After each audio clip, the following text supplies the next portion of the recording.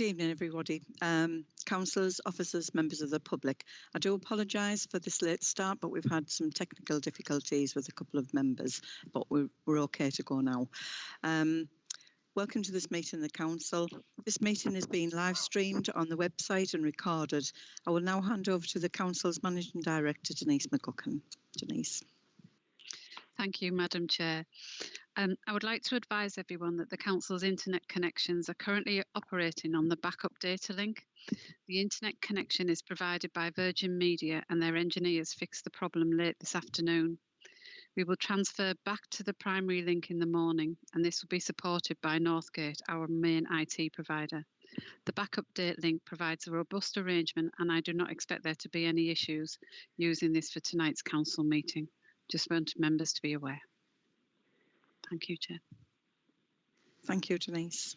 I'll hand you over now to Dem Services. Amanda. Thank you, Chair. Could I start the meeting off by a roll call, please?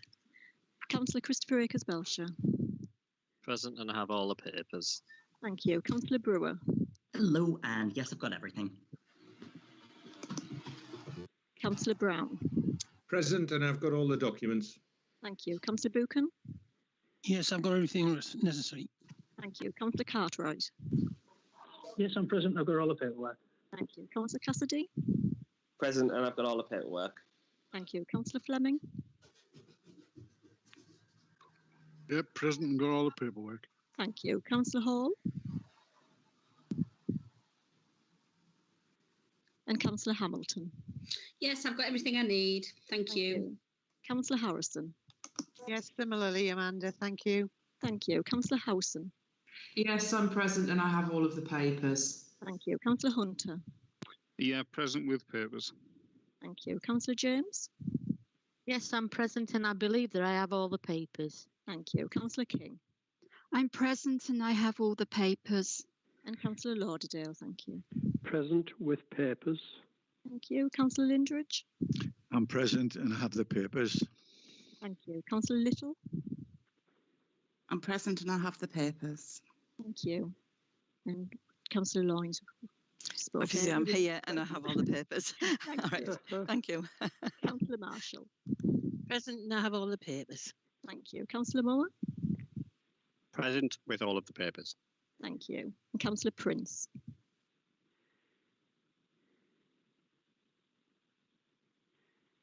I believe Councillor Prince has joined the meeting. I'll come back to Councillor Prince. Councillor Tony Richardson. Present and all the papers. Thank you. Councillor Carl Richardson. Yes, I've got everything. Thank you. Thank you. Councillor Smith. Present with all the papers. Thank you. Councillor Stokel. Present with all the papers. Thank you. Councillor Tennant. I'm present and I have all the papers. Councillor Thomas.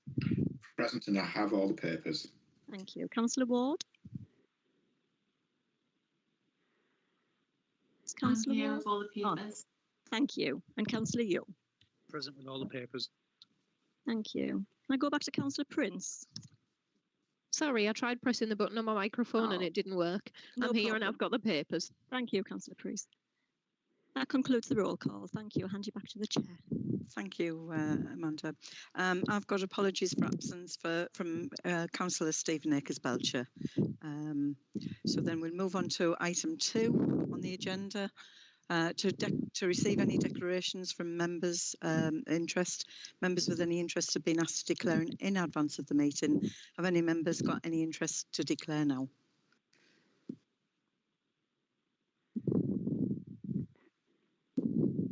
Great. Okay, thank you. There's no business required by statute to be done before any other business. We'll move on to item 4 to approve the minutes of the last meeting of the Council held on the 30th of July as a correct record. Before asking members to confirm these minutes, could I refer members to minute 30, Council meeting dates? At the meeting, it was agreed to change the date of the October Council meeting from the 29th to the 22nd of July. However, could I ask members to agree a further change to that date from the 22nd of October to the 20th of October? So instead of being on the Thursday, the 22nd, it's now the 20th. Has anybody got any problems with that? Fine by me. Everybody fine. okay? Yeah. Thank you, members. Thank you. Okay. So are there any questions under agenda item 5 on the last meeting of the council? No? Oh, great. Okay. Item 6, I'll hand over to the Acting Director of Public Health for 2019 annual report of the Director of Public Health, Craig Blundred. Craig, are you there? I am here, yes. Thank you, Chair. Hello, welcome. Well, thank you. As you'll see within your minutes, or your papers rather, you have attached the 2019 annual report, Director of Public Health's annual report. It's a statutory report that we're required to do under the requirements of the Health and Social Care Act 2012. And this year's report, the main theme is obesity prevention and physical activity. This year we've decided to take a more innovative approach in taking an electronic format, which I hope you've had the opportunity to have a look at. And it's focusing really on looking at what we're doing around the community in Hartlepool to help people to prevent obesity and increase their physical activity. We've tried to involve a wide range of different activities within that and really get a really good community perspective on what we're doing and how we're working with the community to do this. As you'll see from the report, it is a multifaceted report covering work that the council's doing, and as I say, also is now exiting.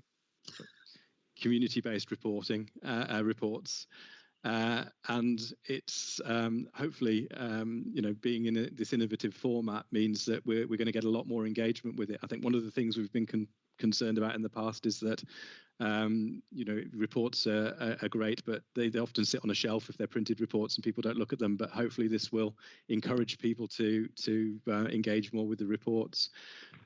So it is here as it is. I hope you've had an opportunity to look at it and look at some of the videos, and I'm happy to take any questions on it if anyone has any, if that's okay.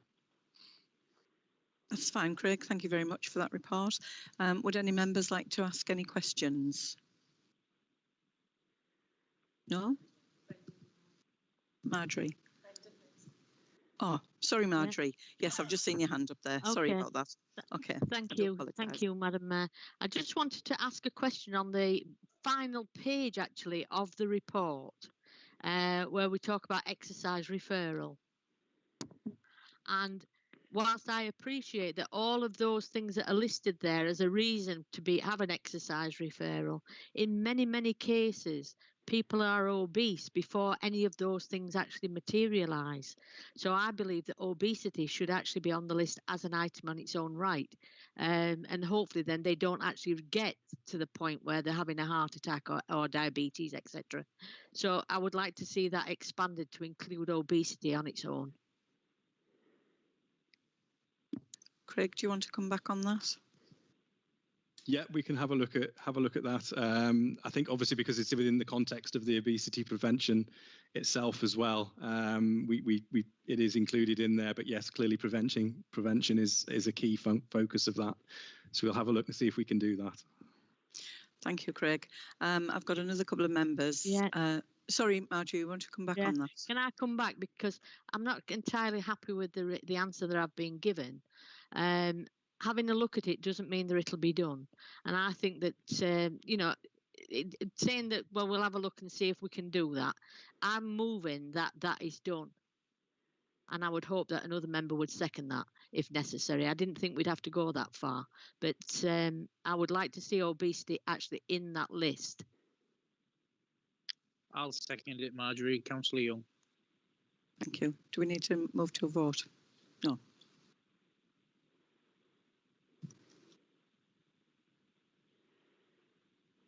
Is there any dissent? No? Okay, that's carried then. Thank you. Right, we'll go to Lisa next. Your next. Thank you. It's just, I just wanted to make a statement. It doesn't need any response. I just wanted it out in the public domain and it be on public record that Sue and I did the Holiday Hunger Fund this year during the 6 weeks holidays.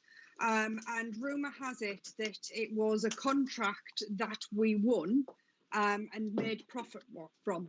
So I just want to make sure that it's noted and everybody knows that the money that was spent on food alone, and the only money that was received was for the food that we bought, and no other expenses, as in petrol, packaging or anything, was claimed by Sue or I, and we were not paid to do it. Next, I've got Councillor Hra. Hello. Hello there. Hello, Brenda. Thanks, Madam Mayor. It's just to say, Craig, it's not a question, but it's to say that I've had some feedback from the video idea, and a resident thought it was a really good idea and was able to engage very well with it. So, I just wanted to endorse that and say that I think the format is working very well. Thank you. That's good to know. I think as I said, we've tried to make it more accessible for people. So that's good news to hear that. Thank you.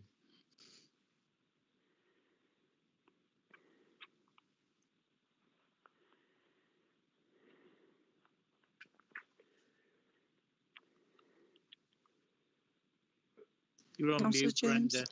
I'm not now. Councillor James, do you want to say something? Your hand's up.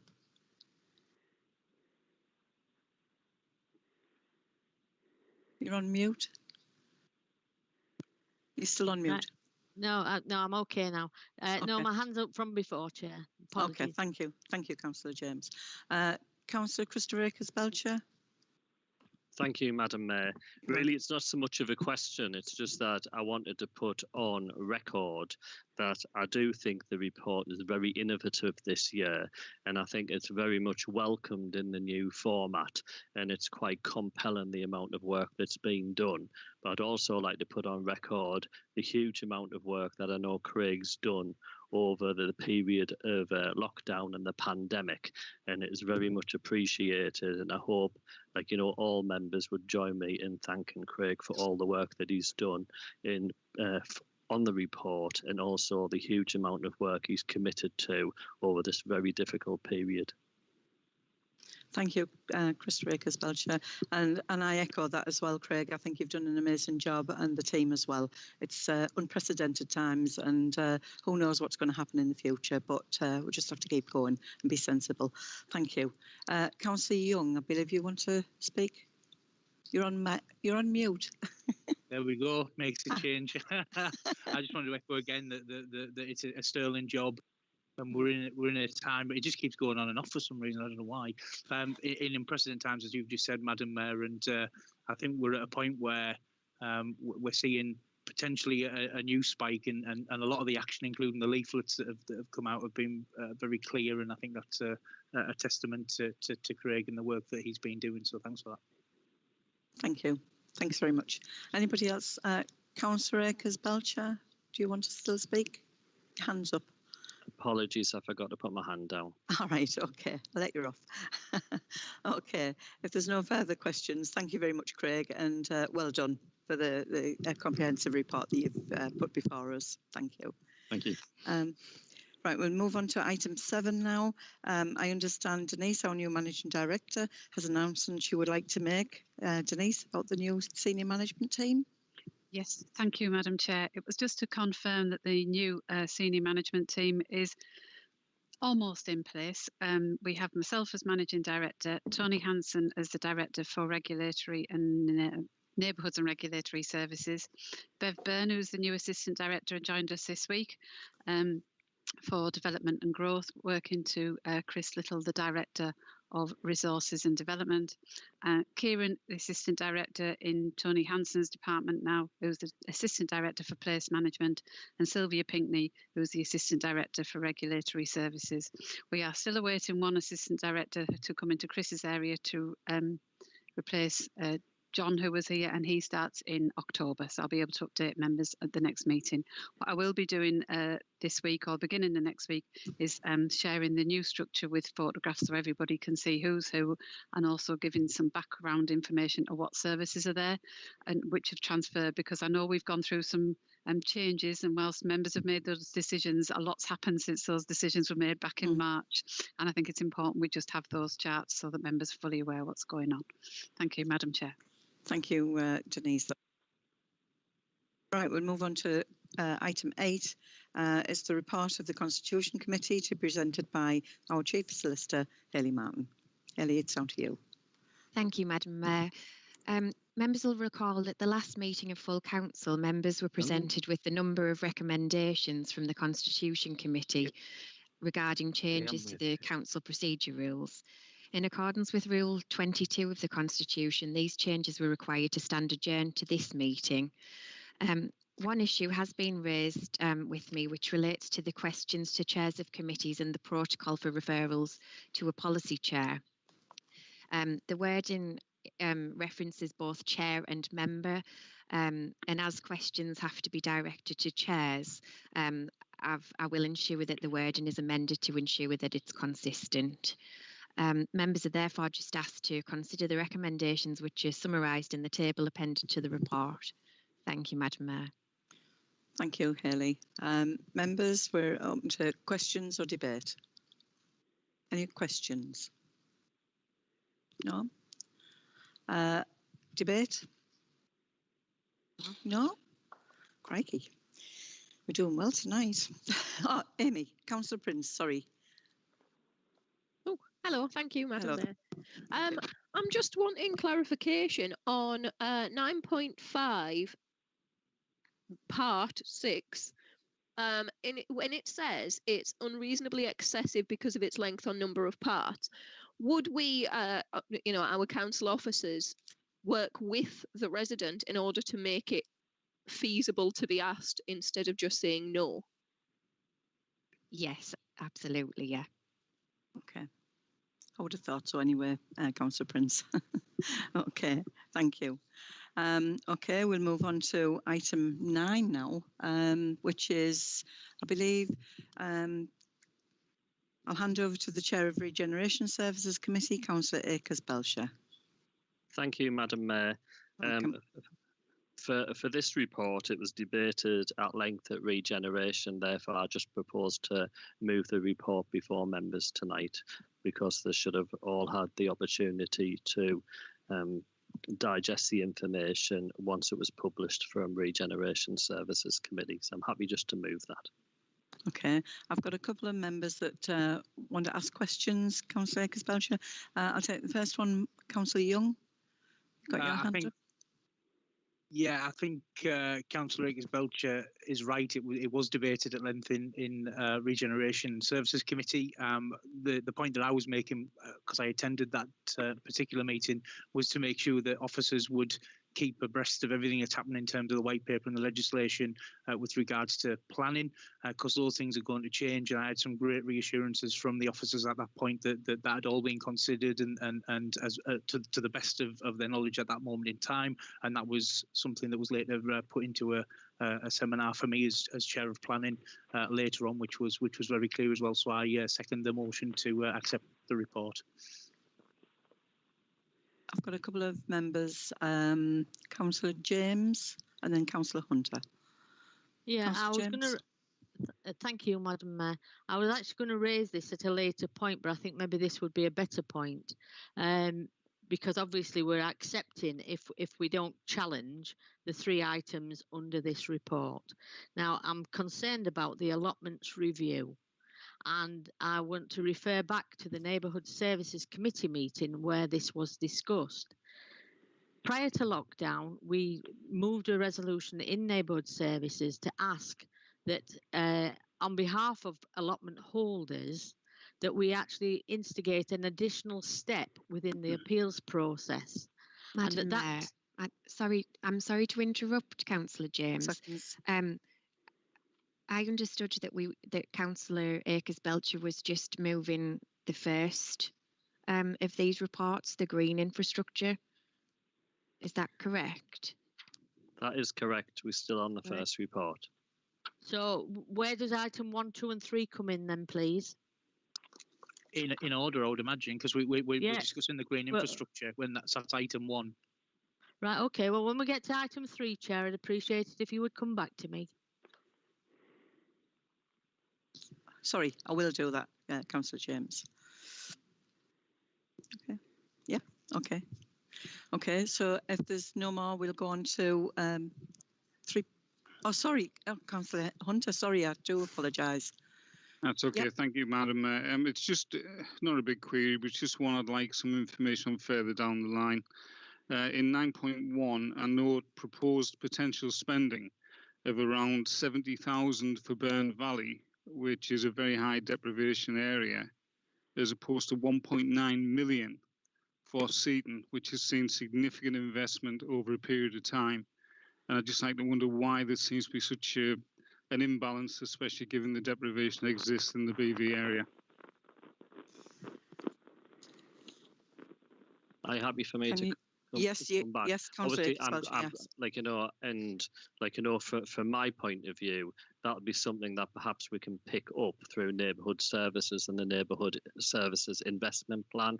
But I'm happy to take that back and have that discussion with the new director on how we can address that anomaly with regards to investment. Thank you, Seaton Christopher. Crew also brings a lot of money. Thank Is you. it? I never read that Councillor- place. But not money over people, I hope, though. Thank you. Councillor Paddy Brown, I believe you want to say something. Thank you, Madam Mayor. Yes. Mine is just a quick question, and I'm not sure if it even is part of this, but unless I ask, I'll never find out. Okay. The green infrastructure looks very good. It takes in an awful lot of things, but there's no mention of cycle tracks on there, and I'm not sure if this is the right place to bring that up. But should that be part of that or not? Councillor Belcher. It would not form part of this, not for the green infrastructure. It would come under a different document. Okay, thank you. Thank you. Thank you very much. Okay, so we'll move on to item 9.2, public rights of way, and I believe, Christopher, you're taking this again, Councillor Akers Belcher?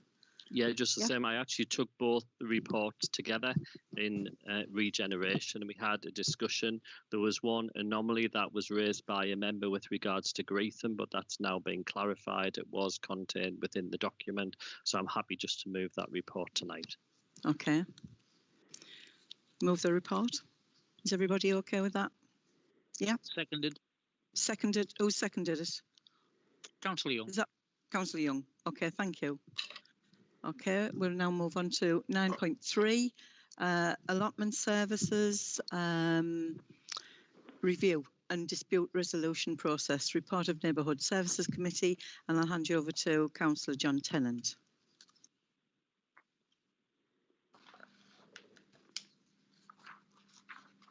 Thank you very much, Chair. I just move that the report be accepted as read and we move to approve the report. Thank you.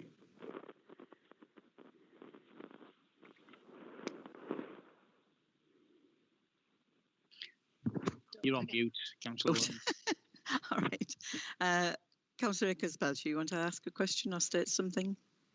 Yeah, thank you. I've already raised this with the managing director, but I'm happy because Councillor James has already indicated that she wanted to come in earlier.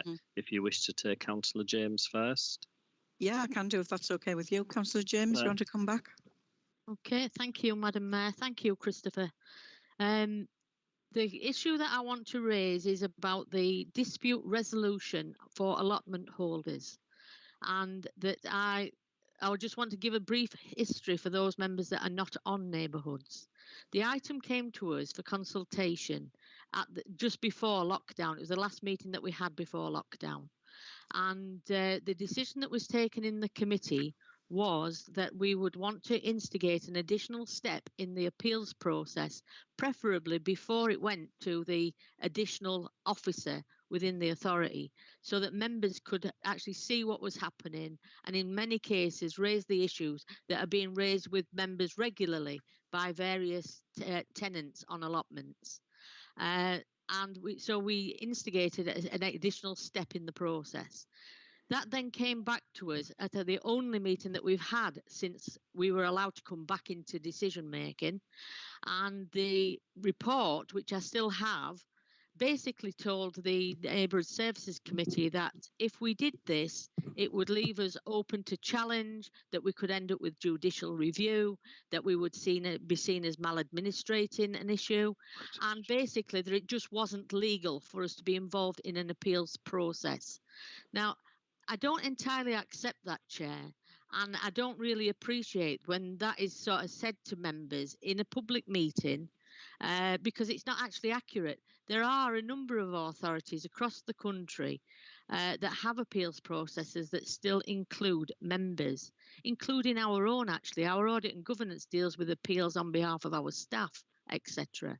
So an appeal is not necessarily something that audit and governance could not be involved in. And I accept that it may be awkward for our officers, but sometimes our tenants on allotments find that they can only actually ask their questions openly when they have an advocate as a member to do so.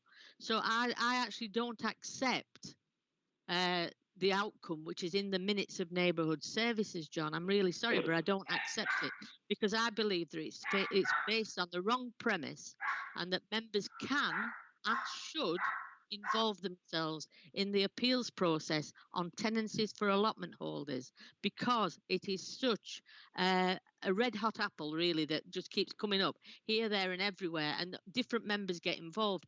If we had a proper process where members could be involved properly, and audit and governance would be that appeals mechanism, then I believe it would actually improve the situation and actually mean that members of the public, who are our tenants, would not have to exercise their right to go to the local government ombudsman. We could actually deal with it in-house if members were involved. So I'm concerned, Chair, that the report in front of us and later in the papers on neighbourhood services doesn't actually give that full picture to members that were actually presented to neighbourhood services. And so said, I don't exactly accept what was said in the meeting, which the only one that we've had so far, and I think that it should be referred back to neighbourhood services, and that we should actually be permitted to have that extra step within the appeals process. Thank you, Councillor James. I'll move on to Councillor Christopher Akers Belcher. Thank you, Madam Mayor. I've just got 2 points to make. The first one relates to item 4.13 of the report in Appendix A, which went to Neighbourhood Services, and it refers to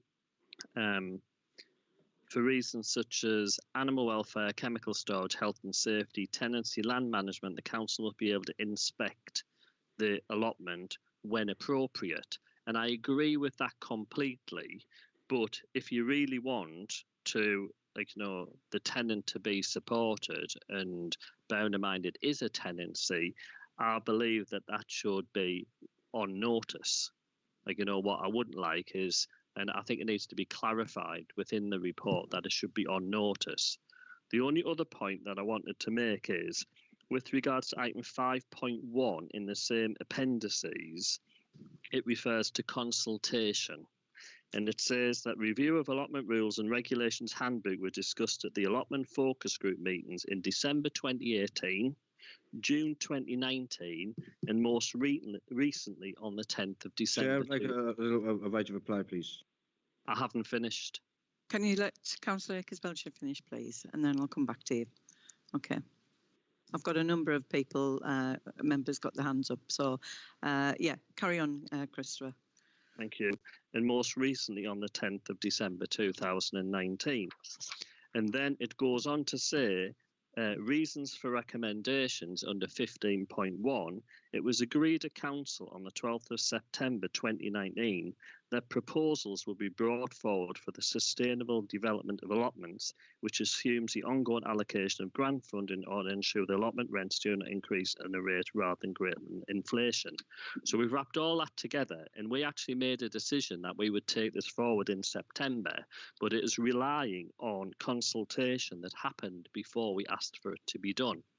And under the Localism Act, it's quite clear that you should consult, and consultation should be meaningful and it should be effective. And therefore, I would like to move, in order that to be further consultation, that in the same vein as what Marjorie has proposed, that is referred back to neighbourhood services for meaningful consultation. And I've only just today found out that there was due to be another allotment focus group meeting prior to lockdown, but that was cancelled. And the actual report does not give us any indication what the feedback from the consultation was from the allotment group. So, like, regardless of, any replies, I would like to move that, because there are anomalies within the report, that I agree with most of the report, but in order to have that meaningful consultation, it's referred back to neighbourhood services, so further consultation is undertaken. Right, before I bring any members in, have we got a second of Councillor Akers? I'll second that. I'll second it. Right, okay, thank you. Councillor Hunter. Yeah. Okay. I've got Councillor Tony Richardson next. And then I'll bring you in, Councillor. Yeah, thank you, Madam Mayor. It's mostly on what Christopher's just said, but also with us not having the last focus group meeting. It's here saying on 4.12 of the report, and we had this out at the focus groups in 2019. The sheds, the polytunnels, the greenhouses, whatever's on that allotment does not belong to the council. So if they think there's something in there, they have to get somebody else in. Then they'll either put the officers at risk. If they think there's something untoward in them sheds, they should contact the police. Right? That's one thing which we had on there. Now the other one is 4.5. We've looked into 4.5, and they're saying they want to know what associations have got money in the bank, who's in the associations and everything. So does this happen? If this is happening on council land, do we also do this to all the football pitches, all the tennis courts, all the bowling greens? Because the only people that can look at that is members, as far as I'm concerned, the taxman and the fraud squad. Why does the council want to know about 4.5? Could that be explained, please, John? Thank you, Madam Mayor. Yeah, thank you. Councillor John Tennant. Can you answer that? You can come back. Thank you very much, Madam Mayor. I'll just take the hand down here. First of all, I'll refer back to Marjorie's question. You point out, Marjorie, on point 4.2 of Appendix B. Can I have some custard things, any darling? Sorry? Some Doritos. Oh, some Doritos. Yeah. Oh, sorry. Oh, is that? We'll all have some. Okay, sorry, carry on. Oh, sincere apologies, Madam Mayor. That was me. That was me. I apologise. I'll let you off. Okay, Councillor Tennant, carry on. Thank you very much. Thank you very much, Madam Mayor. Yeah, basically the requests that were made by yourself, Marjorie, at the Neighbourhood Services meeting in March regarding the addition of audit and governance. The committee did ask that that be looked at and be tested by legal department. That was the agreement at that meeting. And then we went to the July the 31st, a meeting that you yourself pointed out, that also we received legal advice on that, on whether the inclusion of audit and governance is legal and whether it's actually a necessary stage or not. And it was made clear that it was not potentially legal, and it could actually lead the council into further legal issues. Therefore, it was actually agreed by all committee, bar one abstention, that the original proposal back in the March meeting, minus the audit and governance addition, be approved, and it was approved by that committee. That's why that meeting has been those proposals have been put forward tonight. been asked a lot of questions tonight. I'm starting to lose track of what was the point by Councillor Akers Belcher. But going back to the point, I'll come back to that in a minute, but the point raised by Councillor Richardson regarding the access to plots, we've been round this countless times over the last year or so. It's been made very, very clear, Councillor Richardson, that access to plots, it is council-owned land.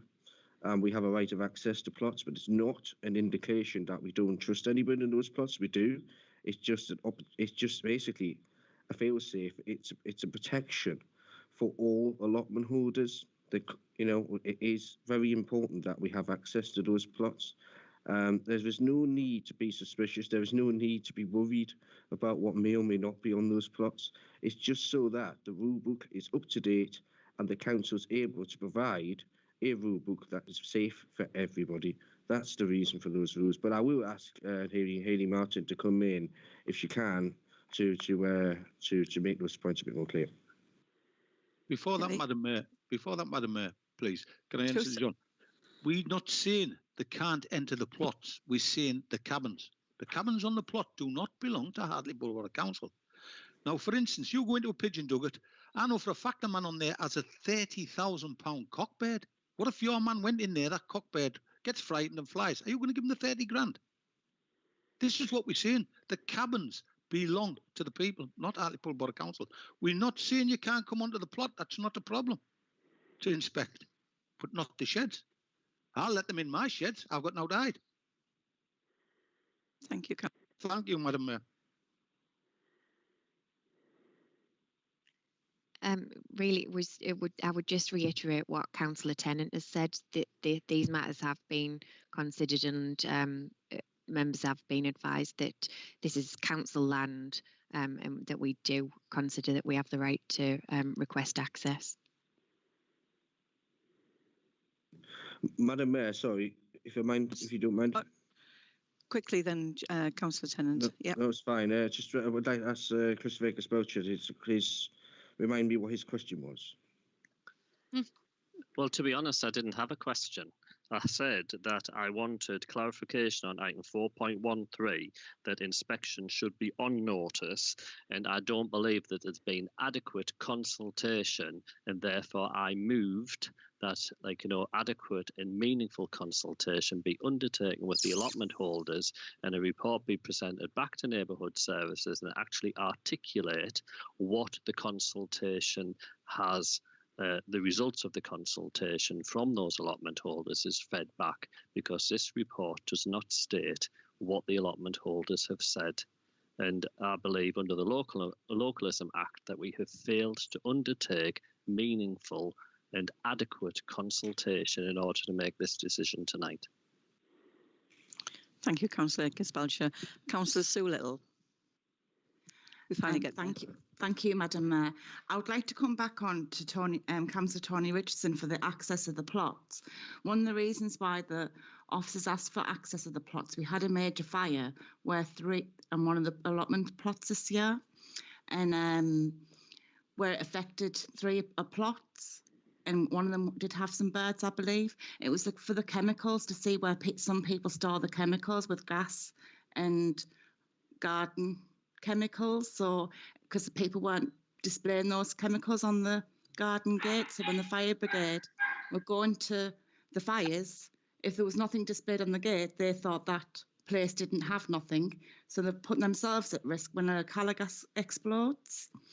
And for the point about not displaying, not giving them notice about inspecting the garden plots, I live at the back of Seaton Lane allotments, and I walk down there quite regularly now. I've got a pub, and they always display on there they're going to inspect gardens from and dates and times from such and such to such and such, and you'll be notified in the post when it's your turn to have an inspection. And that's all I wanted to say. Thank you.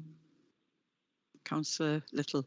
I've got a couple more members wanting to speak. Councillor Lee Cartwright, are you there? Thank you, Councillor Cartwright. Just picking up on Councillor Marjorie James's point and very rarely, but I do agree with Councillor James, and I would like to second Councillor James's proposal to take us back to neighbourhoods. So that's all from me, Chair. Thank you. Thank you very much. Councillor Shane Moore. Got your hand up, Shane.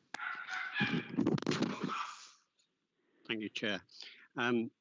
There's a couple of notes I've made as we've gone through.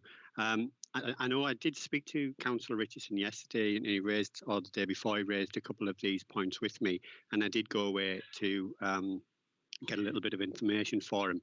It's just to clarify on one of the parts where Councillor Richardson suggested that we would be requiring people to provide bank statements, etc. That isn't the case. There's no kind of snooping going on. To clarify what that is, it's for associations who are constituted and operating within our allotment services. If they are a constituted association, they would ordinarily, or probably legally, be required to hold an AGM every year, and as part of that they would show their statement, and it's just to prove basically that they are constituted allotment associations. That was the response I got back from that question for Councillor Richardson. In regards to the appeals process, I must admit I'm not in favour of there being an additional step for members at audit and governance, and I specifically say that not because I don't trust members, but actually I wish to protect members. And what I wouldn't like to see is for an allotment tenant who is accused of breaking various rules or anything else to be brought through the process, and whilst fail a number of steps through independent persons or officers looking at it, then come before members, and potentially those members to overturn the decision. Members may have the finger pointed at them and suggested that they've either had undue pressure put on them, or that they are too pally, or they know too many of those members know this allotment holder, and therefore they're allowing them to get off. And so actually my concern, as I said, is more about the protection of members and reputation of them and the council, as well as the legal aspects around that, obviously. Thank you, Chair. Oh, thank you, Councillor Moore. Right, I've got a few hands up, and then we must move on. Councillor Tony Richardson, is there anything to add to what you've said already? I want to add to what Sue Little said. Tell her to open the bottom of her sink. There's more chemicals under her sink than there is on any allotment. And lads, don't leave petrol out on there like that, because they can poison anything with it. Yeah. And that's why they don't do it. And it's come again and again. Now, I had a meeting with our associations.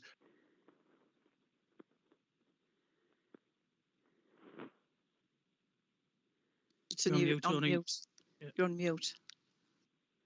Chair, can I ask that we move progress, please, because we're spending a lot of time on this item. I think we will. We need a recorded vote on this. I believe there's two proposals and 2 seconds. Is that right? Yeah. Chair? Could you read out your proposal again, Councillor Akers Belcher, I think it was? Well, to be quite honest, the one and the same, we're referring back to neighbourhood services, and I'm quite happy to have an addition to Marjorie's proposal and add it on that we consider the additional step and further consultation and refer it back and do an addendum to Marjorie's proposal. Excuse me, Madam Mayor. It's not allotments are no longer under neighbourhood services. They've gone under adult and community-based services now. So where would you like it referring back to adults or to neighbourhoods? Adults might get a better outcome. Oh, yeah, okay. We'll record. Madam Mayor, sorry, I do apologise for jumping in. Councillor Tennant, quickly. There is something else I'd like to add before, if that's possible. Yep. Okay, just want to point out that the changes that we're all seeing before us were actually presented to the focus group in December 2019, last year, and they were actually agreed by the focus group, and before it went to Neighbourhood Services Committee in March, which was then approved by Neighbourhood Services Committee in March, prepared for full council. But obviously with the COVID crisis, that was then taken away because of the crisis, and we couldn't get full council together, It came to neighbourhood services in July and was approved by the committee. So why we're having to go back, repeating the same stuff that we've already been, this has not been agreed by members at committee stage. I do not understand this process. I don't think it's actually worth our time going round in circles. I really don't. Madam Mayor, I move the vote be put. Yeah, we need a seconder. I think who gave the seconder? Me, second it, Madam. That's Councillor Cartwright. Yeah, thank you. We go to a recorded vote then. Okay, and we must move on. Right then, thank you, Madam Chair. For for and against the resolution just been proposed. So Councillor Akers Belcher. For. Councillor Brewer. Against. Councillor Brown. Against. Councillor Buchan. Against. Councillor Cartwright. For. Councillor Cassidy. Against. Councillor Fleming. For. Councillor Hall. For. Councillor Hamilton. I'm abstaining. Councillor Harrison. Against. Councillor Howson. Against. Councillor Hunter. For. Councillor James. For. Councillor King. Abstain. Councillor Lauderdale. For. Councillor Lindridge. Against. Councillor Little. Abstain. Councillor Loynes. For. Councillor Marshall. For. Councillor Moore. Against. Councillor Prince. Against. Councillor Tony Richardson. For. Councillor Carl Richardson. Against.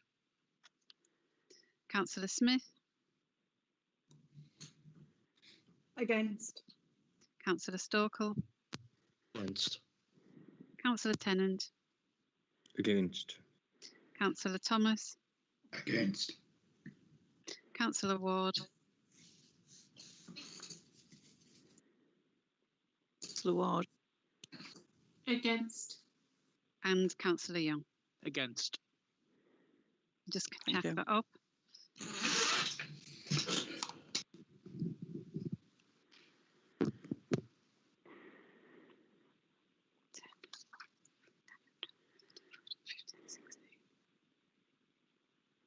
We're just checking.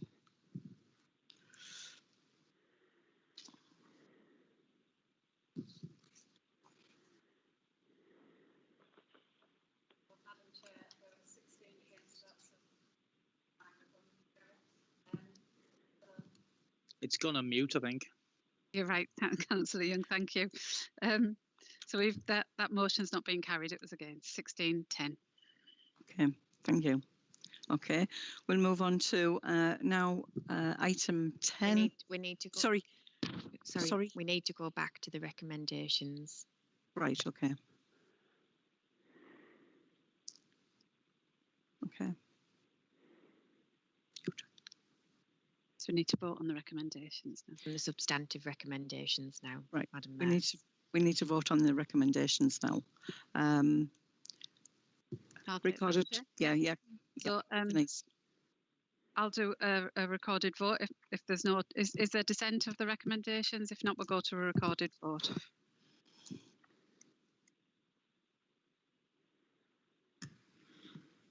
Are those hands up or are they legacy hands from the previous? I think they might be from Councillor Buchan's up. What It's just was come the up. recommendation? So we're going to the report and the recommendations from 9.3 to Just to accept or reject, that's my point. What are we voting on exactly? we are voting to accept the recommendations. Right, thank you. Okay, Is there thank any you. dissent from the recommendations? I would like a recorded vote, please. Thank you. So, Councillor, so this is to accept the recommendations. Councillor Christopher Akers Belcher. Against. Councillor Brewer. For. Councillor Brown. For. Councillor Buchan. For. Councillor Cartwright. Councillor Cartwright. Apologies, trying to find the mute button. Against. Councillor Cassidy. For. Councillor Fleming. Against. Councillor Hall. Against. Councillor Hamilton. Abstain. Councillor Harrison. For. Councillor Howson. For. Councillor Hunter. Councillor James. Against. Councillor King. Abstain. Councillor Lauderdale. Abstain. Councillor Lindridge. For. Councillor Little. For. Councillor Loynes. Against. Councillor Marshall. Against. Councillor Moore. For. Councillor Prince. For. Councillor Tony Richardson. Against. Councillor Carl Richardson. For. Councillor Smith. For. Councillor Smith. Councillor Stokel. For. Councillor Tennant. For. Councillor Thomas. For. Councillor Ward. Councillor Ward. For. And Councillor Young. For.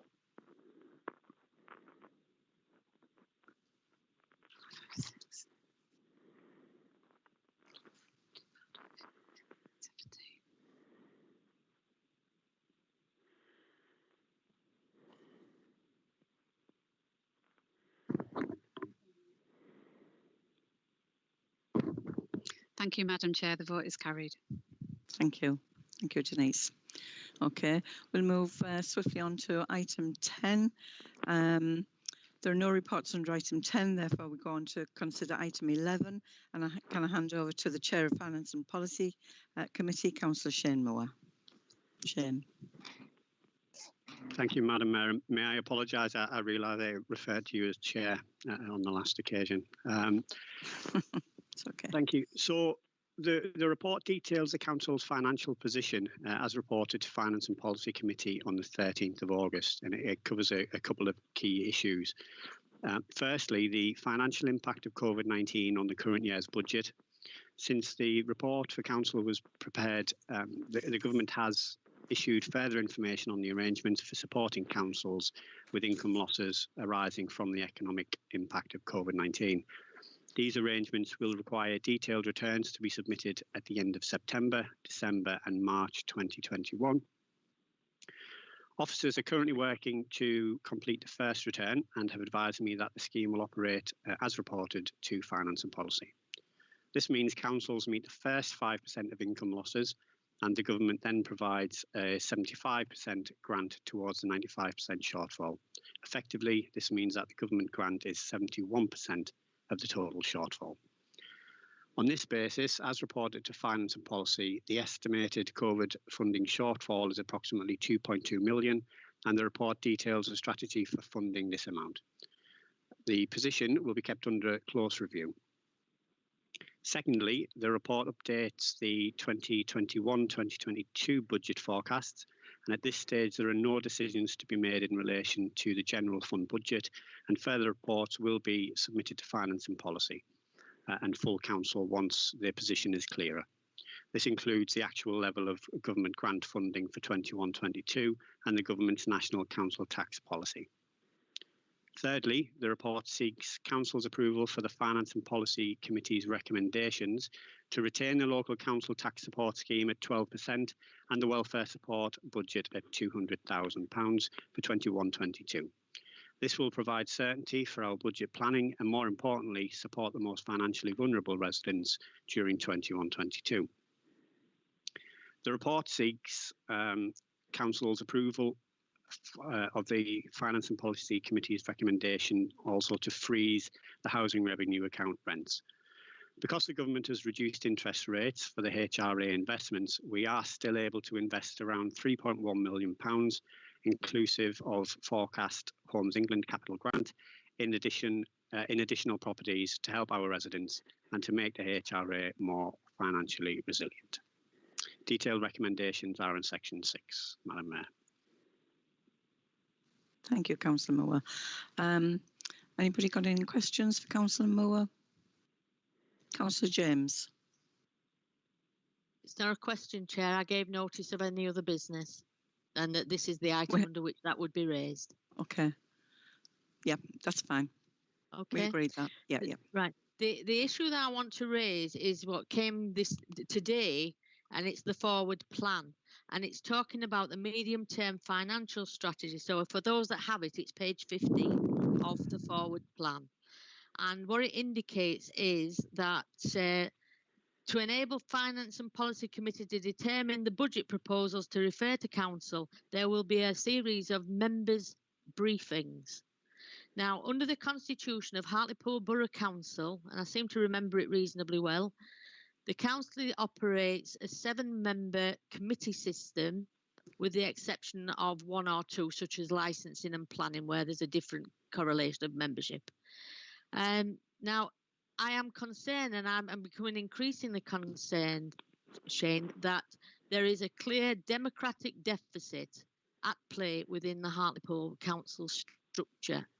Now, we really do need, with the exception of COVID, which I accept is an issue, but the general day-to-day business of Hartlepool Borough Council really does need to be returned to the democratically elected membership to make decisions. And we are not being called for meetings. Meetings are 3 and 4 months apart. It's just an absolute nonsense. We're being kept in the dark, and it's about time that all of the general business of Hartlepool Borough Council was returned to committees to deal with. Fair enough, we can deal with them online, but at least members would be making those decisions. So I accept that there is an issue around COVID where officers should be exercising the powers that they have been. But it is time for officers to relinquish the powers that prevent members from making decisions. And I formally move that, Chair. But but the point I'm making on the forward plan is that member briefings are not adequate. We need committees to be meeting to determine budgets. Thank you, Councillor James. Councillor Shane Moore, you want to reply to that? Yeah, thank you, Chair. I don't think there's a reason to move anything, Councillor James. The emergency powers in which you were referred to have now ceased, and well, certainly the committees I chair, they've all returned pretty much back to normal. If there are specific committees you've got, you have an issue with or that haven't been called, if you let me know, I'm sure we can arrange with the Chair to ensure that anything that does need to come forward is arranged. If that answers everything you had. But I agree with you otherwise, Councillor James. Right. Yeah. Can I just ask for confirmation then that so is there some reason why some committees, and I'm particularly concerned about the committees that I sit on, are not being called regularly to determine outcomes? There's been one meeting of neighbourhood services, which was actually the Friday after the last Thursday's full council meeting, which was our first council meeting. And so the meetings are just not being called regularly enough, Chairman. And we really need the democratic deficit in Hartlepool to be remedied by members being returned to their rightful place on decision making. Thank you, Councillor James. I've got Chris Little. Do you want to come in, Chris? Sorry, Chair. Can I just come in for a second? I mean. Well, I've got a couple more people. Well, I was just going to answer in terms of Councillor James said committees that she's involved in. Ever since committees were allowed to be released, I've held 2 a month. So I'm not sure which committees that she's referring to. I think you need to be a bit more specific, Councillor James, or which committees, because I've had 2 a month since those emergency powers were lifted. Yeah, I understand that, Mike, because I am a member of planning and I know that that's correct. But the fact is that I've said that neighbourhood services met on the Friday after the last full council meeting. Here we are having another full council meeting, but there has not been a meeting of neighbourhood services. I've received no paperwork for neighbourhood services for tomorrow. Just a minute. Well, just one at a time, please. Okay. There's been one meeting of neighbourhood services, Chair. You're on the committee, same as I am. There's been one meeting, which was actually the Friday after the last Thursday's full council meeting, which is a couple of months ago. Thank you. Denise, I believe you want to come in next, and then I'll take Chris. You want to come in? Yeah. Thank you, Madam Chair.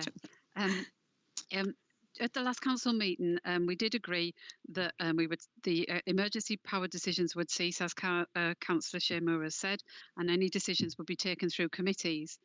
If there is a decision to be made, those committees will stand. My appreciation of all the committees so far have been decision-making bodies. Any committees that for information only would have to wait until there was a report for decision, and that's been agreed with all the policy chairs, and it was agreed by full council. That is my understanding. So my point back to Marjorie, Councillor James, is there may not have been an actual decision that's required a committee to stand in neighbourhood services. I know, for example, one committee of regeneration was in the diary but was stood down because there was no items for decision, and that was done in a full agreement with the chair. Thank you, Denise. Can I come back, Chair? Quickly, please? I've got a couple of people. Right. Councillor Tennant. I mean, I don't accept that one meeting in the whole of the year since March that there is not decisions to be made by members. I mean, if not, what were we doing every 6 weeks when we were meeting? We were just twiddling our thumbs and not making decisions. The fact is that meetings need to be called, and I would remind the chairs of committees that under the Constitution of Hartlepool Borough Council, they are not portfolio holders. They are chairs of a committee, and they should not be denying the right for members to make decisions. I regularly get complaints, and I'm sure other members do, that are neighbourhood services related issues for residents. So why is there no decision making needed in neighbourhood services? I just don't accept that. Chair, if I may. Thank you. Denise, yes, if you want to come back in the forward plan, Chair, there is a neighbourhood services committee scheduled for October to take a decision record. Okay, thank you. Chris, I'll come back to you now, and then Councillor Tennant. Thank you, Chair. I think my comment was just to provide clarity around the MTFS, because obviously the papers before members tonight include as an appendix the full report that went to F&P. And I think where there's a big difference to the approach to the budget this year, in previous years, detailed service proposals have been referred through to individual policy committees. And because of the huge financial uncertainty at the moment, the report that was taken to F&P recommended we didn't take that approach this year, and it recommends using potentially a large amount of reserves to support the budget in 21-22, because we've advised members, I think we'll find out the financial position very late, and that makes it very difficult to develop a savings plan. So I hope it was just a little bit of context for the specific budget item, but obviously I think the comments have been slightly wider than that. Okay, thanks, Chris. Finally, Councillor Tennant, we're getting there. Chair, I'm leaving the meeting. Okay, Councillor Lauderdale. Thank you. See you later. Thank you. Councillor Tennant, you want to speak? Thank you very much, Madam Mayor. Thank you. Yeah. Yes, basically, I just wanted to make quite clear that we have had meetings. Is now exiting. Sorry, I was just waiting till all that's got. Yeah. We have a meeting, as Denise has pointed out, we do have a meeting scheduled for October, and we will be having meetings throughout the year. And the point is, need to be reminded to members that what Shane has said in this report is that the emergency powers are coming to an end, and we will be having democratic meetings where decisions can be made. Also, I'd just like to remind members that it was agreed by council that items for information were to be left to the chairs of the committee. That was agreed by council. So they have, in terms of decision making, we will get the chance in October going forward. Just wanted to make that point.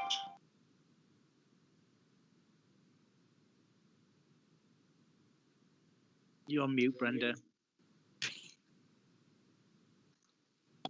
Is that better? Councillor Cartwright. Thank you, Madam Mayor. I think our Managing Director made it quite clear, and I think it's time to move progress. So is it possible I could just second the report? Thanks, Chair. I think I've got Councillor Shane Moore as well in. Do you want to add anything to it, Shane? I was just going to request that we move progress, like Councillor Cartwright said, and just thank members for their, especially members of F&P, for their input into this report. Yep. Okay, we'll move to the recorded vote. We've got 2 votes here. So we've got 2 votes. Can I just ask, Madam Chair, for ease and for speed, is there any dissent for recommendation 1 regarding the existing LTSS scheme at 12%? No. All right. Okay. Sorry, I've just been received legal advice that I have to go to recorded vote, even though I've tried to move us on quickly. So sorry for that, everybody. Okay. It's legally required. It's a legal requirement. Okay, so here we go. Councillor Christopher Akers Belcher. 4. Councillor Brewer. 4. Councillor Brown. 4.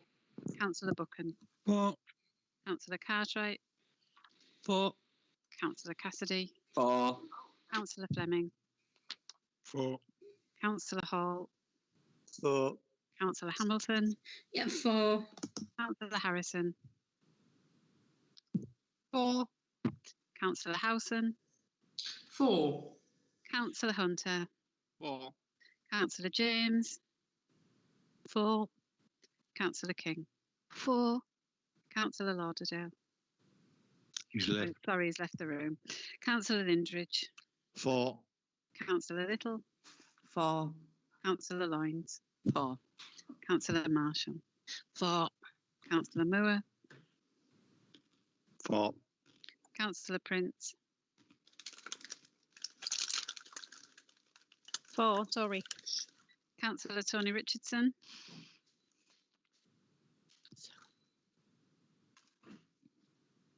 Councillor Tony Richardson. Come back to that. Councillor Carl Richardson. 4. Councillor Smith. 4. Councillor Stokel. 4. Councillor Tennant. 4. Councillor Thomas. 4. Councillor Ward.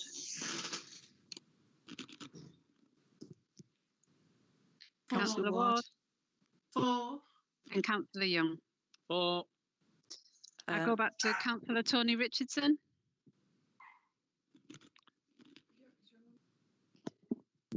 Councillor Tony Richardson. Can you hear me crunching? Yes, I was going to say, can you put your microphone on? Or you'll have to share them all with us. So, Sorry, I'm back on now. Sorry. Thank you. So, Councillor Tony Richardson, 4 against. 4. Right. That Sorry. is carried unanimous. Thank you. Okay. So we'll now move over to the Hra Rent Freeze, as per the recommendation in the report. Councillor Akers Belcher. 4. Councillor Brewer. Sorry, 4. Councillor Brown. Sorry, 4. Councillor Buchan. 4. Councillor Cartwright. 4. Councillor Cassidy. 4. Councillor Fleming. 4. Councillor Hall. 4. Councillor Hamilton. 4. Councillor Harrison. 4. Councillor Howson. 4. Councillor Hunter. 4.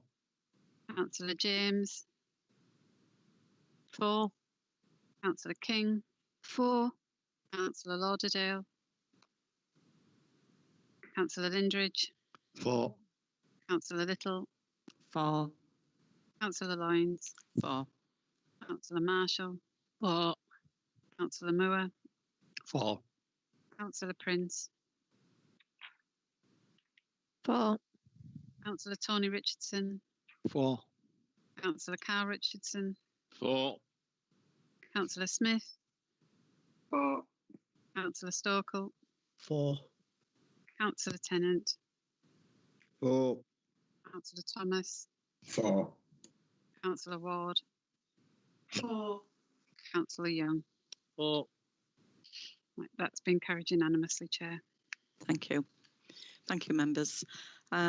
Okay, we'll move on to item 12, to consider motions in order in which notice has been received. This is by the Labour Group.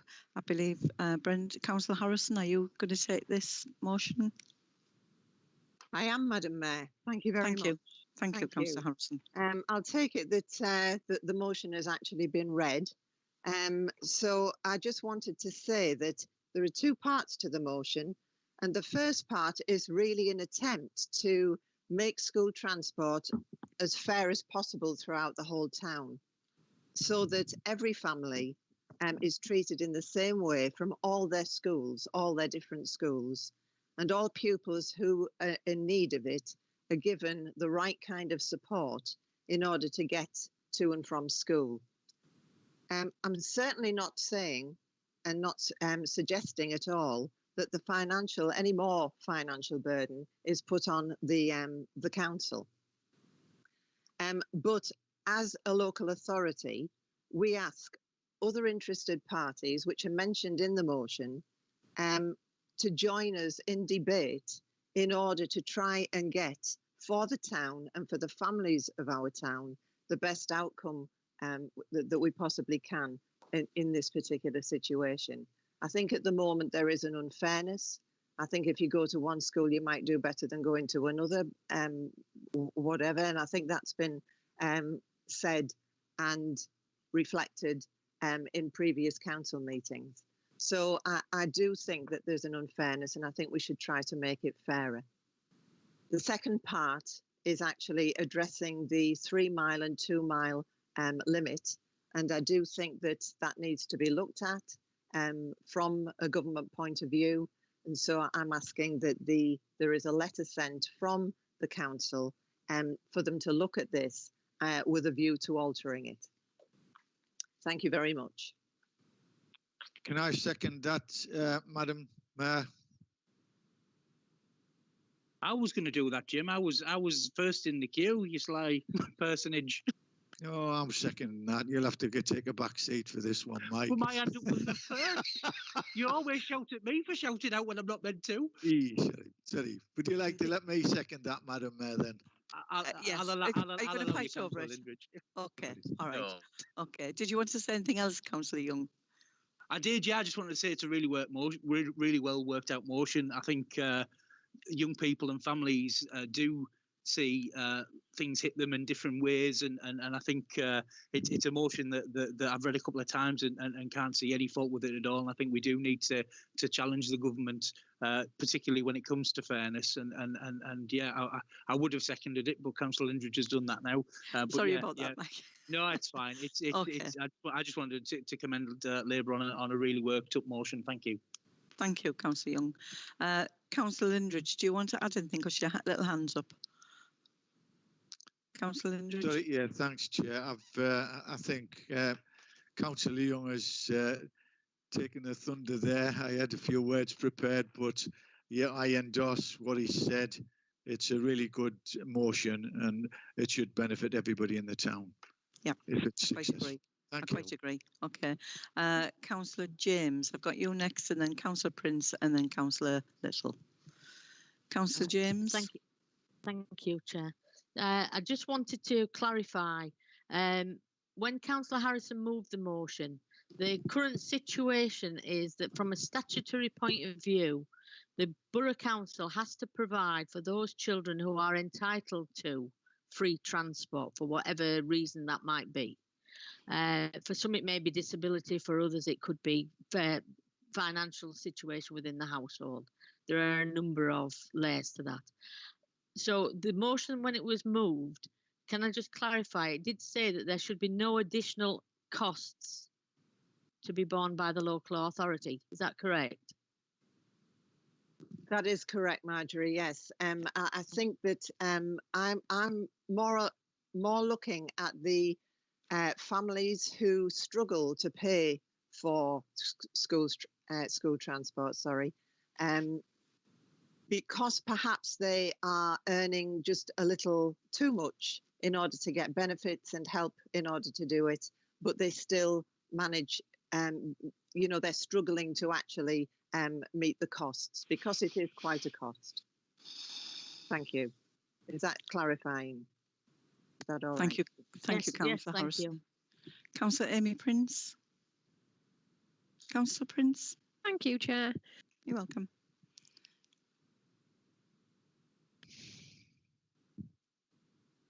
You've gone mute. Yes, we can't hear you. We can't hear you. Someone put me on mute, it said. How dare they? Naughty people. Some of you may know that I have a child in secondary school, and because he's Catholic, so he goes to English Martyrs, and we live in the Dyke House area. Because of where we live, it means that it's 3 miles directly to the school, but the way it's calculated because of the government's regulations is a direct line drawn on a map from my house to the school, which doesn't take into consideration the actual route you would take. So therefore, he's not entitled to any help with transport. And because of the current situation with COVID, getting the bus, he has to wait. So he's going out of the house well before 8 o'clock every morning to just go and wait in the hope that he can get on one of the buses and that they're not full. And he's waiting 45 minutes to an hour to get a bus home because it's a bit of a trek. And also, he's only a little kid. I don't want him walking all the way across town on his own. I'm not expecting sympathy or anyone to feel sorry for him or anything like that. But if we're in this situation, hundreds of people across the town must be, because I don't drive. And, this motion, really, I'm hoping that we as a council can work together to lobby to change things for the future, because it's not acceptable for our kids to be walking in the pouring rain for nearly an hour to get to school. Thank you, Chair. Okay, thank you, Councillor Prince. Councillor Little, hello, so you're on mute. My children went to English Martyrs as well, and when my youngest son, who's now 22, he was the last year who was entitled to free bus passes. After that, they changed the catchment area for the school. So Seaton Carew, where I live, my catchment area for Seaton Carew children now is Manor College. So without prejudice, they said that all children now who go to Seaton Carew, their catchment school now is the closest one is Manor College.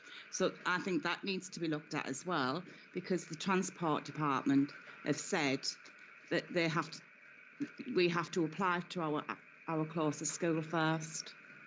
And maybe I should have declared an interest because I know a bit more about transport than what Swingies do, but sorry. And the other thing I wanted to ask was how we're going to fund it if the government don't. Who can answer that? So the motion, can I answer that, Madam Mayor? Yes, you can do. Yeah.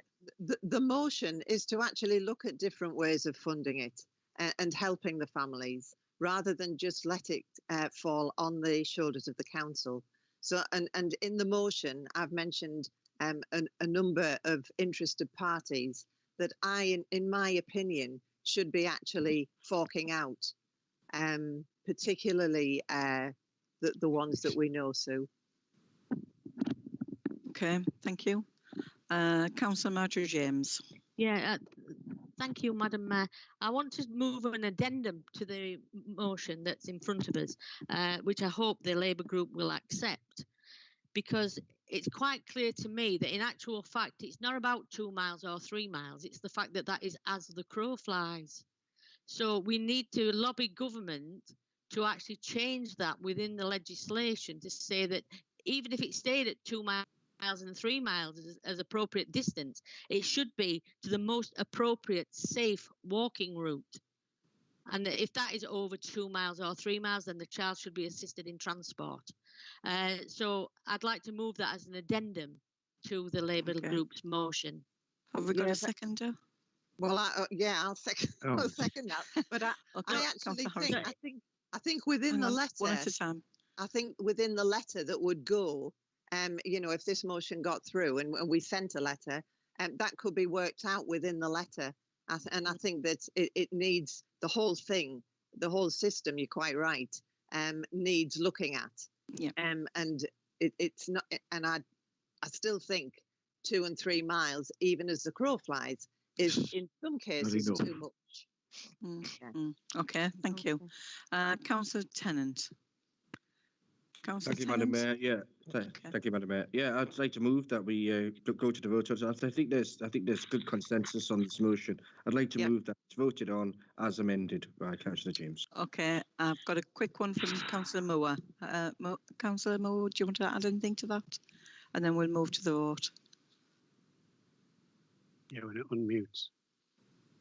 Yeah, thank you, Madam Mayor. Right, just a quick one. It probably won't require an amendment to the motion. But if I could just request that, since any change would require legislative change, the one person who isn't mentioned in there is Hartlepool's MP, and you would require at least a letter or a copy of the letter sending to our MP so that he can try and fight a cause in Westminster too. Yeah. Can I just say, Seconded. You seconded. Yes. Could I just say that our MP has been involved in this before, and I've had discussions with him about the mileage. Okay, thank you. Councillor Cartwright, I've got your hand up, but do you want to add anything to it? Or yeah, it was just to pick up on what Councillor Moore says. I do think Councillor James again raises a good point about safe route. As we know, there's not always footpaths to and from, so I do think that amendment is needed. So, you know, I do support Councillor Marjorie James's amendment. That's all, okay. Chair. Thank you. We move to the vote then, please. I can ask, I don't need to ask for a vote for this one. With the amendment that Councillor James has had, is there any dissent on this motion? No. No hands are being raised, therefore this motion is carried. Brilliant. Okay, thank you very much, members. Right, okay. We'll move on to item 13, I think we're at now. We're getting a bit lost here tonight. It's gone on that long, hasn't it? Yep, to receive the Managing Director's report. Denise, over to you. Thank you, Madam Chair. Council is aware that the resignation of James Black as a Borough Council for Seaton Ward, and an email was received notifying of his resignation on the 2nd of August of this year. A vacancy arising from his resignation will be held until the day of the ordinary election in 2021, in accordance with Regulation 5 of the Local Government and Police and Crime Commissioner Coronavirus Post-Postponement of Elections Referendums for England and Wales Regulations 2020, snappy title, unless new legislation is laid in relation to by-elections. So therefore the Council now has 3 vacant seats. As a result of the resignation, there are a number of vacancies. So we have a vacancy for Audit and Governance, and we're happy to take nominations from the floor. Do we have any nominations, Madam Chair? Councillor Young, do you want to? Yeah, I'd like to nominate Bob Buchan, please. Councillor Buchan, do you accept that, or is there anybody else? I accept, yes. Okay. Councillor Brown, I've seen your hand up as well. Thank you, Madam Mayor. I'd like to nominate Helen Howson for that position, please. Okay, we need to vote then. We need to vote.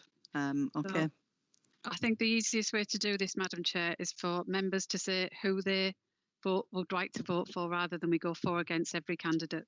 So, so I'll, if you can say the name, it will go down through the vote of the councillor that you're supporting for this. So we've got Councillors Bob Buchan and Councillor Helen Howson. Councillor Christopher Akers Belcher. Councillor Buchan. Councillor Brewer. Councillor Brewer. Apologies, muted. Councillor Buchan. Councillor Brown. Councillor Howson. Councillor Buchan. Myself. Councillor Cartwright. Councillor Buchan. Councillor Cassidy. Councillor Buchan. Councillor Fleming. Councillor Buchan. Councillor Hall.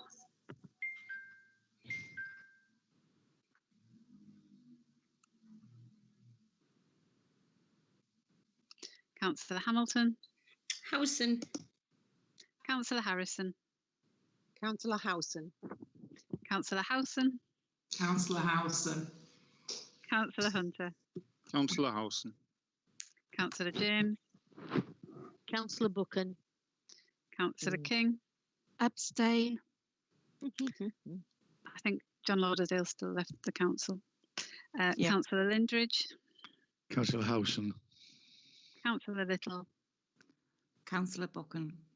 Councillor Loynes. Councillor Buchan. Councillor Marshall. Councillor Marshall, are you there? Anna, are you there? Councillor Marshall. We'll come back to Anne. Okay. Hiya, Councillor- Councillor Buchan. Thank you, Anne. Councillor you. Moore, Councillor Buchan. Councillor Prince, Howson. Councillor Tony Richardson, Councillor Buchan. Councillor Carl Richardson, Councillor Howson. Councillor Smith, Councillor Buchan. Councillor Stokel, Councillor Buchan. Councillor Tennant, Councillor Buchan. Councillor Thomas, Councillor Howson. Councillor Ward, Councillor Buchan. and Councillor Young. Councillor Buchan. Thank you, members. Councillor Buchan's got the seat for Audit and Governance Chair. Okay, thank you. Thank you, members. We also have a vacancy for the appointments panel. This is a seat and first seat, and we have a nomination and accepted Sue Little's nomination for that. Just for information. Okay. Special urgency quarterly report in accordance with the requirements of the Access to Information Procedure rules included in the Council's constitution. Full Council is informed that no special urgency decisions were taken during May to July of this year, and Council is noted to note the report. Full Council is also requested to note the following change to committee appointments. So following the appointment made at the July meeting of Full Council, notification has been received that Councillor Stokel will replace Councillor Ward on the Licensing Committee, and Councillor Thomas will replace Councillor Harrison on Finance and Policy. That concludes my report, Chair. Thank you, Denise. Thank you very much. Okay, we'll go on to 14. There are no questions from the public under item 14, so we're moving on to item 15. Are there any questions under agenda item 15? Questions to the chairs about recent decisions of council committees and forums without notice under Council Procedure Rule 10.1. Councillor Stokel, I've got your hand up. Yeah. You're still on mute. Hi, sorry, yeah, I had a question to the Chair of Neighbourhood Services under item 14.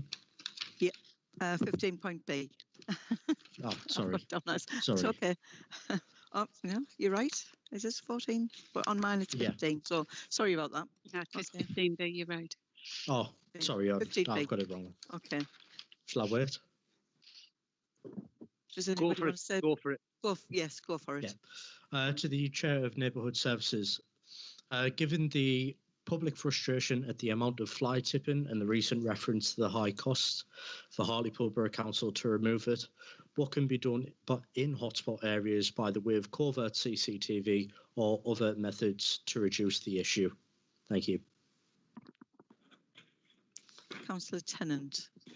Thank you very much, Madam Mayor. In order to tackle the issue of fly tipping in the area, the authority used various methods which can include both overt and covert surveillance. The use of covert CCTV cameras is strictly controlled, and any such use must be in accordance with the Data Protection Act 2018 and the Regulation of Investigatory Powers Act 2000. Whilst cameras are generally positioned so that they cannot be easily seen, notices are displayed in the area or delivered to residents advising that we are monitoring the area with CCTV, which ensures that we comply with legislative requirements. Cameras are currently being deployed to gather evidence in relation to fly tipping, which is used to take enforcement action. We do, however, have a limited number of cameras which are resource intensive, as they need to be checked every couple of days. A working group has been established to develop an immediate and longer-term approach to fly tipping, and part of this will include a promotional campaign to highlight the problems associated with fly tipping. Intelligence is used to visit hotspot areas to establish whether common fly tipping sites can be closed off to vehicular access. Leaflet drops have begun in these areas where fly tipping is common, reminding residents of the law and asking for assistance in catching those irresponsible who have no respect for the area in which we all live. The authority use overt methods, including placing signage at known trouble hotspots, informing the public that they are monitored for overt surveillance, and the mobile cameras are used at these sites. We also have served 363 Section 46, 363 Section 46 notices under the Environmental Protection Act relating to the storage of domestic waste since the 1st of June this year. These notices are issued to residents who fail to comply with the council's wheeled bin and recycling schemes. The notice has instructions on how to store, dispose, and present waste for collection. It ensures that bins and waste is only put out on the day of collection and not stored outside properties and in back streets and other towns. If the notice is not adhered to, a fixed penalty notice may be issued. These notices help keep streets clean and tidy. A significant amount of reported fly tipping relates to back streets where some people seem to think they can dump rubbish there for collection. I present that to the committee, to the council. Thank you, John. Yeah, if I can just come in there before I start taking members. Over the last 4 or 5 weeks, I've actually had telephone calls or messages to me from residents in rural West where I would say I've rang up 3 times on a Sunday where there's been a load of tyres, and at one point there must have been about 3 or 4 dozen dumped on Worthett Lane and Dalton Back Lane. Sunday gone, there was a half a table dumped on Dalton Back Lane, and I know you can trace them back because there's numbers on the tyres, and I believe that does happen, but we really need to get a grip of this because it's getting worse. And I know I've spoken to Tony Hanson at length about this, and he said that Monday and Tuesday the recycling centre is closed, but it's open the rest of the week for appointments, and it's working better by appointment only because you haven't got the queue going back to McDonald's and further afield. So we really need to get a grip on this. Thank you, John. Councillor Tony Richardson. Cheers, Madam Mayor. Thank you, Madam Mayor. But if we say it's working Monday and Tuesday it's shut and then it's working by appointments, we wouldn't have so much fly tipping. I know for a fact you've got 5 squads permanently working in the back streets, permanently, just on the back streets alone. So if we open the yard Monday to Friday and Monday to Saturday, right, say for 3 months, and took the prices off for your bags of rubbish and things like that, and just let's see if that does work. Because I phoned in today, on Monday for the back of Outmanor Lane shops. Now I've just been phoned up this afternoon. Another lady phoned up. They'd already cleared it once, and now there's another fly tip there, a fridge and a 3-piece suite. Within 3 days, there's something seriously wrong. If I can just correct you there, Councillor Richardson, the recycling centre is open from Wednesday through to Sunday included. It's only closed on a Monday and Tuesday. It's not closed on a Sunday. Right. But it has to be by bookable appointment. Yeah. Yeah, but that's what I'm saying. People, honestly, that I do a lot of litter picking, and you go to the litter bins. The litter bins is full of grass and leaves, in carrier bags. Yeah. That's what they're doing now. And people are putting household rubbish in them as well, because I know there's a bin by us, and like I say, you see residents going in with household rubbish, and that. If we even put skips back out, I know it's going to cost us a few quid, but it might alleviate that problem. It's worth a try, because to me, it's silly. I'm sure officers will take that on board. Thank you, Councillor Richardson. Councillor Christopher Akers Belcher. Thank you, Madam Mayor. I think, all through lockdown, I've received, the most calls I've received is around about fly tipping, and I've probably annoyed the whole team by sending dozens and dozens and dozens of call through around fly tipping, and it doesn't seem to be getting any better. When we had ward member budgets, quite a number of us, we used to offer an amnesty of free bulky waste. And all I would say is to put on record, could I please ask officers whether or not they can consider at least having a bulky waste scheme per ward, sometime during the year, at least cost it up and consider it, because that might go a long way. If we run a free bulky waste scheme, and I know it may not be affordable, but at least it might alleviate some of the problems that we all experience in as ward councillors. Thank you, Councillor Akers Belcher. Councillor Marjorie James. Thank you, Madam Mayor. And I'll second that motion from Christopher Akers Belcher, because I think that that's an excellent decision if the council goes that way. Now, the point that I actually wanted to make was that fly tipping has been a major problem, as has dog fouling across the borough. But could somebody tell me how many prosecutions we've actually had in, and I know it's unfair to say over the last 12 months, because obviously there's been an issue in the courts as well as everywhere else because of COVID. But how many have we had over the last 2 years? Oh, can somebody? We'll have to get back to you, Councillor James. Well, last time I looked, I think it was 0.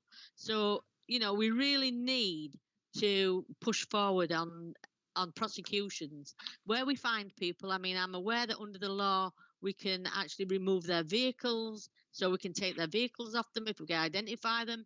There are lots and lots of parts of the legislation that we can enact, and they would make a significant difference. But the prosecutions in court are the actual core issue. Because nobody is being prosecuted, people think it's okay to keep doing it. Thank you, Councillor James. Councillor Leslie Hamilton. You're on mute, Councillor Hamilton. Councillor Hamilton, you're on mute. Apologies, Madam Mayor. Marjorie is absolutely right there with regard to people being fined and whatnot, because there's probably not enough of that going on. But I think one of the things I want to highlight, which is prevalent on my ward, and Carl and Helen will give testament to this, is that we're seeing a lot of private landlords who have tenants who are disappearing in the middle of the night or whenever, and they are obviously employing firms to come in and remove furniture, and that furniture is not being removed in the way that it should be legitimately. Now, I'm on here tonight and I've had a email from a resident who's told me today that a house that was being emptied at the back of Hart Lane, the furniture that was in that house has been moved further along by the same people that moved the furniture into the backyard of an empty property. So this is something else that is happening as well. So there'll be empty properties out there that have had nobody living in them for a long time, and those back alleys, and they're only small, let's remember, are being filled with other people's rubbish. Now, yesterday and the day before, I had somebody contact me about rats in their area, and I was sent a photograph of the backyard of an empty house that was filled with black bags. There must have been at least 80 bags in that backyard. So the problem is not just the fly tipping, it's obviously the issue with rats as well. And so I understand that people are talking about having the skip area open and more bins and but it's more than that. We need to also be tackling private landlords who are employing dodgy people to remove furniture from the homes, and they are dumping this stuff all over the town, and they know that the council is cash strapped at the moment and that they're almost given free rein to do that. As much as the council is desperately trying to keep on top of this, you know, there are limitations to what the council can do as well. So I don't know how we tackle the issue, but these people are trying all different ways to remove rubbish without having to do it legitimately. Thank you, Councillor Hamilton. Right, I've got a few hands up here. Councillor Amy Prince. Councillor Thanks, Prince. Chair. To go on a little bit from what Leslie just said, so something I see on Facebook quite a lot, people saying, who can take my rubbish away? And so a friend got in touch to say she really struggled to get an appointment with us to take her rubbish away. It was something like a 3-week wait. And I think that there's a massive problem with people, not just landlords, just people in general, hiring random white van men from Facebook and them not having the proper waste licenses. I'm wondering if we could maybe do something around a campaign to make people know that they're the ones responsible for it if they get found. You know, if it was my waste, that if my details were found in it, I'd get the fine, not the man who dumped it. So, you know, I think we could do with something along the lines of letting people know that they're responsible for disposing of their waste sensibly and responsibly as well. Thank you, Councillor Prince. Councillor Lisa Smith, you're next. Thank you. It's just a bit of response to a couple of things. I'm sure that if you can put a settee on the back of a van and dump it somewhere else, you could take it to the tip, because you don't get charged for a sofa to be taken to the tip. I could be wrong, but I'm sure I've taken many a large item to the tip and it's not cost me anything. So then the onus is on the people who are actually taking the rubbish. It's not the council's fault because the council's closed for 2 days a week. It's the actually companies that are taking it away and promising to dispose of it correctly, when really they're just dumping it in a back street. We often get quite a bit in Blackberry Lane in Seaton, and the enforcement officer or whoever it is goes out and puts a label on it to say it's been checked, but then leaves it there for several weeks after.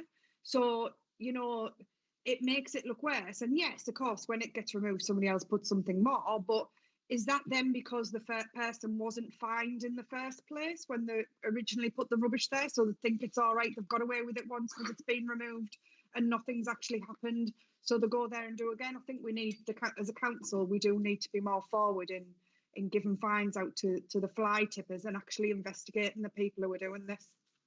I quite agree, Councillor Smith. Councillor Mike Young, thank you. Yeah, Madam Mayor, there's some really good debate on this, and I appreciate the question coming from Councillor Stokel and being the answer that was given by Councillor Tennant. I think as this is such an important matter, I think it might be a good idea, instead of elongating the conversation now and the debate now, to refer it back to neighbourhood services, because from beginning to end, Councillor Akers Belcher, followed by Councillor James, and everybody else who's been part of the debate have made some really good points. I think we could take that back to neighbourhood services and do some good work with that, and I think that's probably where we should draw a line with this matter. Thank you. I've got Councillor Cartwright and Councillor Shanemower, and then that's it. We'll move on. Councillor Cartwright, do you want to add anything? Madam, yeah, I have my hand up for such a long time. I think Councillor Young read my mind. So I would like to second Councillor Young's proposal, as that's exactly what I was thinking. Thank you very much, Councillor Cartwright. Councillor Shanemower, Sorry, Lee. did you want to? No. Okay. Is there any dissent? No? Do we need a recorded vote? No, we don't need a recorded vote, so we'll take that back, and the officers will work on that as well. Okay, thank you. Okay, there's no questions under agenda item 15C, and item 15D, there are no minutes of the meetings held by the Cleveland Fire Authority or Cleveland Police and Crime Panel. Before I close the meeting, I just want to remind everybody, and I'm sure everybody knows, to stay safe. It's so important, especially when we're on this government watch list now, to make sure you wear your mask, keep social distance and wash your hands. I'm sure I don't have to tell you, but it is important. And if we can get that out to our residents as well, then we should be fine. Okay, so thank you very much for all of your input tonight. It hasn't been too bad, not as long as the first one, but can I thank you all very much, and hope to see you all soon. Okay, Thank you too, Madam Mayor. Good night, everybody. Take care, everybody. Thank you. Bye. Good night. Bye. Good night.